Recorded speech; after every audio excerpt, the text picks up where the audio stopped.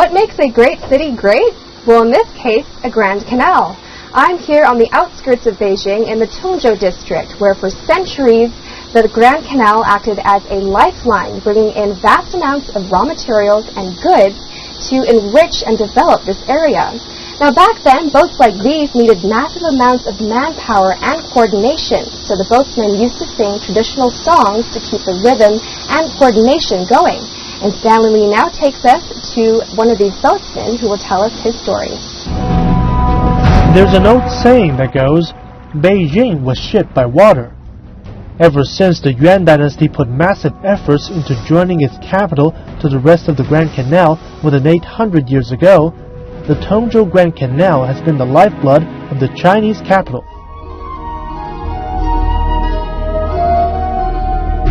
Namu wood from Sichuan, bricks from southern China, stones from Shandong, and copper from Hubei were all transported by the canal to build the three grand halls of the Forbidden City.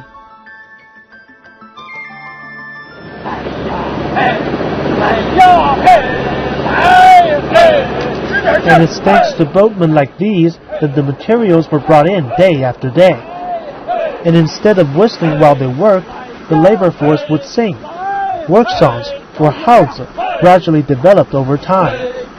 The songs were mainly functional, maintaining rhythms and coordinating the strength of the workers.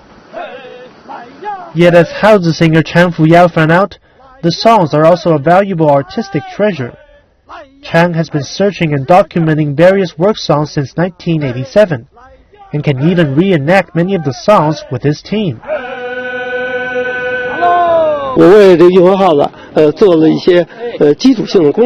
I've collected and compiled about a dozen of the Grand Canal work songs since the late 1980s. I made recordings, videos, and wrote articles on them. They are all archived now, and these songs are one of the most iconic cultural heritages of Tongzhou, so I think they are well worth preserving. China once relied heavily on people like Chang Fuyao to transport goods to the capital, but now their trade has become a cultural attraction rather than a means of transportation. Similarly, the Grand Canal has also shifted from being a crucial waterway to a tourist attraction and an environmental resource. So things have changed a lot. But to really understand the Grand Canal, we really have to begin with history. In the Yuan Dynasty, there was great difficulty in transporting grain and construction materials to Beijing. With no waterway between Tongzhou and Beijing, large quantities of goods had to be carried by horse and cart. Although the distance is only about 20 kilometers, the road conditions make transportation an expensive and difficult business. Many of the horses died from exhaustion on the way. Guo Shoujing, a hydraulics expert and an official supervising canal transportation, suggested building a canal between Tongzhou and Beijing. After it was built, water from the Jishuitan Lake flowed east as far as Tongzhou and connected with the Bai River. That laid the groundwork of the Tongzhou Canal today.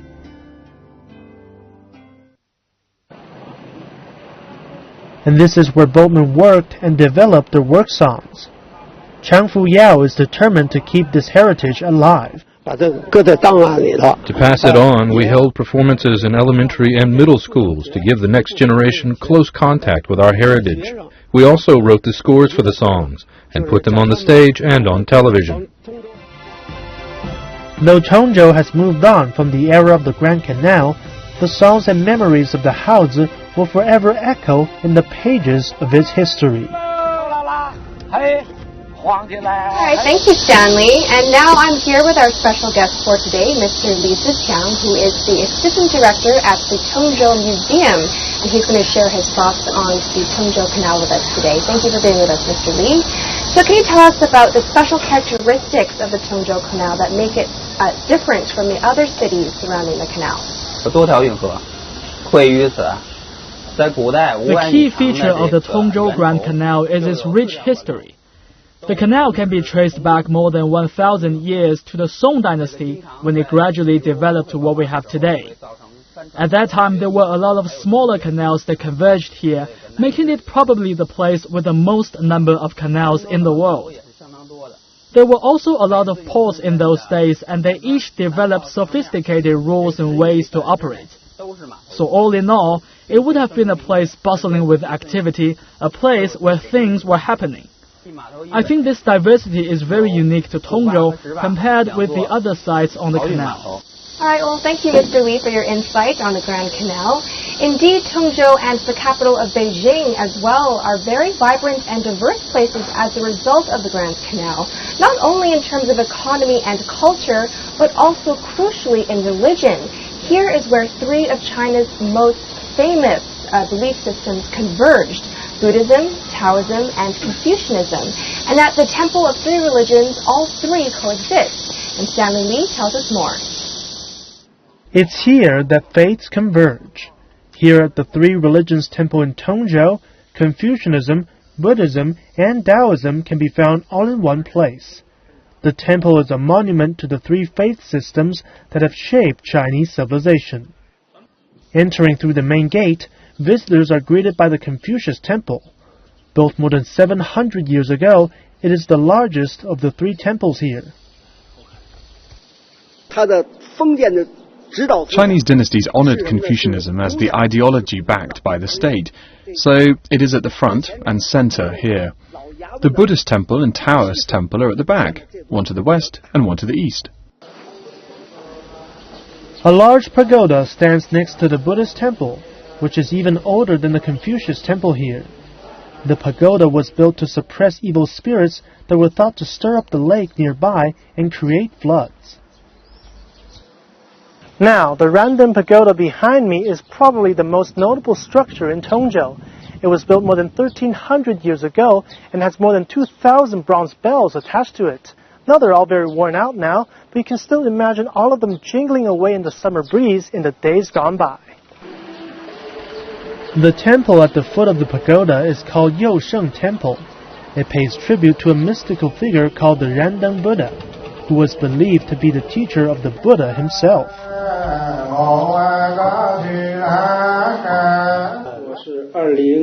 The temple was in bad shape back in 2010, so we did some renovating and now it has sprung back to life. Chinese people do not make a lot of distinctions between religions. In fact, the Taoist temple next door originated from here. A Taoist god was worshipped here, and at some point its statue was put on a shrine outside this temple, and gradually it became a Taoist temple. There were a lot of droughts in the area, and the Taoist gods are said to be in charge of rain. So if there was too much water, people would go to the pagoda and to the Yousheng Temple. And if there wasn't enough water, people would go to the Ziqing Temple, which is the Taoist temple.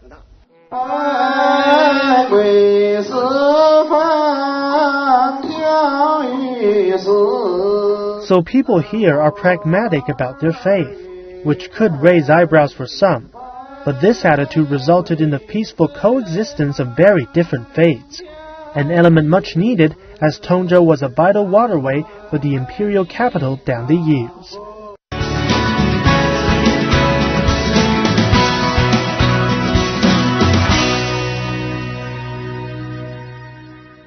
Well, here we have another special guest with us, Mr. Zhou Liang, who is the former director of the Tongzhou Museum. Thank you for being with us, Mr. Zhou.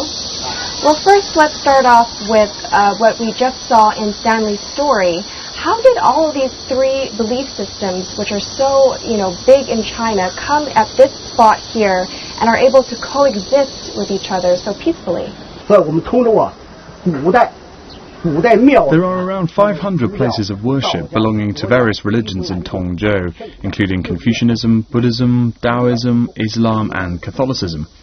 Temples have multiple religious elements, like the one we've just seen, but there are many others. Buddhist temples honor Taoist gods, and likewise many Taoist temples honor famous figures in Buddhism. This is not a rare phenomenon here. I think this has to do with the culture that was shaped by the canal. People from all over China and even around the world came here and brought their faiths with them. Because everyone was so different and they were often here for trade and profit, not to control and manipulate others. Tolerance and inclusiveness became the dominant attitude here. So not only was Tongzhou a cultural and religious hub, it was also an important place that set the stage for crucial encounters between China and the West in the 1700s. Can you tell us more about that? The first British ambassador, George Macartney, arrived in Beijing through the Tongzhou Grand Canal.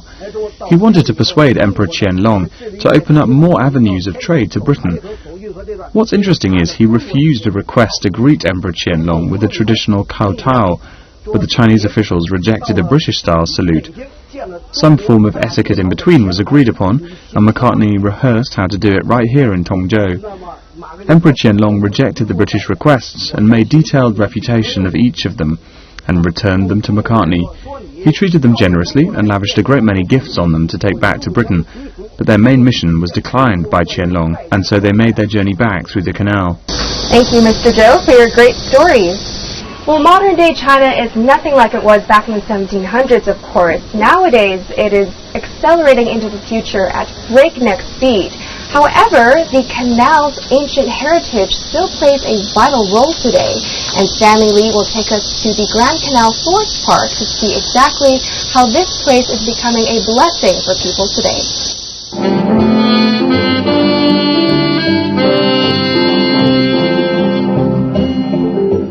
A green sanctuary. The Grand Canal Forest Park covers an area of 7.1 million square meters.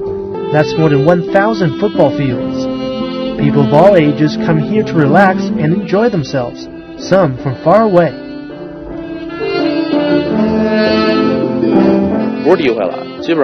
I love it here. There's so much greenery. It's like an oxygen tank. The pace of life is very stressful right now, so we've come here to unwind. The park officially opened in 2011, with water as a key feature. The canal intercepts the park, surrounded by some lush vegetation. There are 6 major gardens and 18 attractions at the park, creating an oasis where people can cycle, dance, or roller skate. Although modern influence is everywhere, traces of the rich history of the canal can also be found. This massive engraving depicts the bustling activity along the canal during the Qing Dynasty. This engraving is based on the painting Transportation Along the Lu River. It pays tribute to the Grand Canal in its heyday and was painted about 270 years ago. It is a huge work, measuring 6.8 meters long and depicting bustling activity along the canal. Despite its size, it is also an extremely delicate work. 64 vessels of various types can be found on it, including the ships of government officials and merchants along with cargo ships and fishing boats. 820 people are depicted in the picture. Here seen on a boat is a woman with a baby in her arms, enjoying the view on the shore. Although the Grand Canal is perfectly suited to function as a green lung for the city and a place of recreation for city dwellers, sites like these give the site a deep sense of historical identity as it strides forward, rooting itself in the past. And now we're actually joined with a second guest, Li Binghui, who is the client manager at the Forest Park. But first, before we get to him, we're going to ask Mr. Zhou about the great artwork we just saw in Stanley Lee's report just now. Can you tell us more about that? One interesting feature I want to bring to your attention is the painted figures. There are hundreds of characters in the painting, introduced in the story. If you look closely, you can see a lot of people holding sticks. These people are marking out the very shallow waters and warning ships to steer clear of it. There are a lot of riffles in Tongzhou, and ships from the south didn't know this, so there was danger of them being grounded on the shore. So that's why there are some funny people holding sticks. All right, now, Mr. Liu, can you tell us about what the benefits are of the Grand Canal Forest Park to people? The Grand Canal Forest Park is the first to be approved out of the 11 new park projects in Beijing. We are also the first to be free of charge among these new parks. The central feature of our park is, of course, the canal, and around it we have created a park full of plants and flowers. The type of vegetation we chose will ensure there is greenery and also flowers in all seasons except winter. We also created artificial wetlands to provide a habitat for animals. I think it gives fresh energy to the ancient canal by adding some modern vibrancy. So what role do you think the forest park plays in the future of Tongzhou? The Grand Canal Forest Park is a crucial part of Tongzhou's plan to become a sub-centre of Beijing. I think this will not only improve the environment of Tongzhou, but also of Beijing. With the park in place, Tongzhou is more eco-friendly and will be a more habitable place to draw more people to live here. We also hold quality cultural activities here to enrich people's lives, such as green stamp collection fairs, cherry festivals and promotional activities for green living. We think it will become an iconic site for Beijing and a major tourist destination. Well, thank you, Mr. Liu, as well as Mr. Zhou, for your thoughts and insight. And now from the Grand Canal Forest Park, we go to the Grand Canal Cultural Square, where both the history and future of Tongzhou can be seen. There lies a window to the city's grand-scale plans for the future. Tongzhou's past and future converge at this spot.